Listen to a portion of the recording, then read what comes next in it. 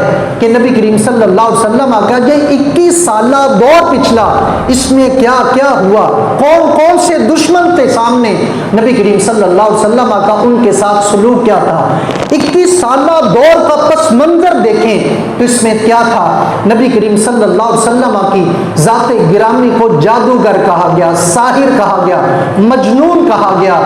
حالت نماز میں آپ کے اوپر اوجڑیاں پھینک دی جاتی، آپ کی راستوں میں کانٹے بچھائے گئے، گڑھے کھودے گئے، آپ کے ساتھ دشمنیاں مول لی گئی، آپ کو قتل کرنے کے منصوبے بنائے گئے، آپ کے ساتھ سوشل بائیکاٹ کیا گیا۔ شیب ابی طالب نے آپ کو آپ کے خاندان کے ساتھ 3 سال کے لیے محصور کر دیا گیا، اس واسطے آپ کی بیٹیوں کو طلاق دی گئی کہ آپ ایک نئے مذہب اور نئے دین کے بانی ہیں، اس واسطے آپ کو اپنا آبائی شہر مکہ چھوڑنے کے اوپر مجبور کیا گیا، آپ کی جائیدادیں، آپ کے گھر، ان کے اوپر غاصبانہ قبضہ کر دیا گیا، آپ کو مجبور کر کے شہر مکہ سے نکال دیا گیا اور صحابہ کرام کے اوپر ظلم و ستم کیا گیا۔ وہی مکہ تھا جہاں حضرت بلال حبشی رضی اللہ تعالی عنہ کے اوپر ظلم کیے گئے، حضرت سمیہ کو قتل کیا گیا اور دیگر صحابہ کرام کے اوپر ظلم و ستم کی اتنی بڑی داستانیں، لیکن نبی کریم صلی اللہ علیہ وسلم کا آج فاتح کی حیثیت سے مکے میں آنا ہے، آج جو کرنا چاہے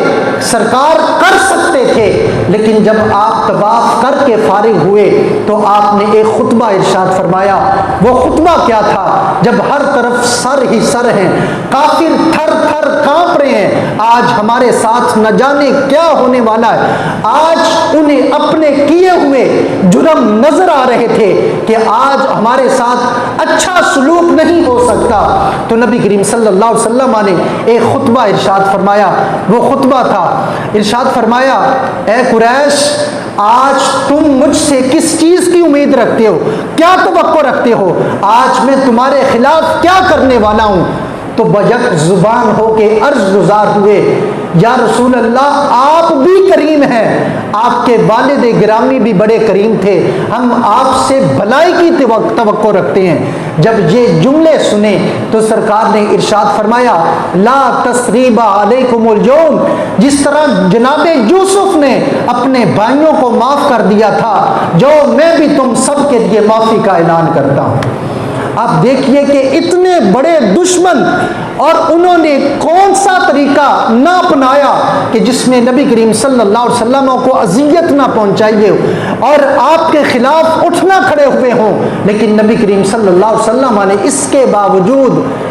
اپنی ذات کو پیچھے رکھ کے دین کے لیے آپ نے ان سب کے لیے معافی کا اعلان کر دیا۔ تو یہ نبی کریم صلی اللہ علیہ وسلم کی رحمت، آپ کی محبت، آپ کی شفقت، اس کا کیا ہے؟ منہ بولتا ثبوت ہے۔ آج جو ہمیں فتح مکہ سے سیکھنے کو کچھ ملتا ہے اور ہمیں سیکھنا چاہیے وہ یہ ہے کہ آج ہم چھوٹی چھوٹی ذاتی لڑائیوں کے اوپر بڑے فخر سے کہتے ہیں میں نے اپنے بھائی کو 20 سال سے چھوڑا ہوا ہے، کوئی کہتا ہے میں نے اپنی بہن کو 10 سال سے چھوڑا ہوا ہے، میں فلاں سے اتنے سالوں سے ناراض ہوں، میں تو اس کو منہ بھی نہیں لگاتا، میں اس کے گھر نہیں جاتا، میں بولتا نہیں ہوں۔ یہ تو چھوٹی چھوٹی ذاتی لڑائیاں ہیں۔ نبی کریم صلی اللہ علیہ وسلم کی سیرت ہمیں بتلاتی ہے کہ جانی دشمنوں کو دین کے لیے معاف کر دیا ہے، اور وہ لوگ جنہوں نے ساری زندگی ستایا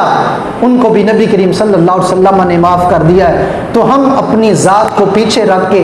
دین کو آگے رکھ کے کیوں اپنی بہن کے ساتھ صلح نہیں کر سکتے ہیں، کیوں اپنے بھائی کے ساتھ صلح نہیں کر سکتے ہیں، کیوں اپنے رشتہ داروں کے ساتھ صلح نہیں کر سکتے ہیں، کیوں ایک دوسرے کے ساتھ اور پیار اور محبت کے ساتھ نہیں رہ سکتے ہیں۔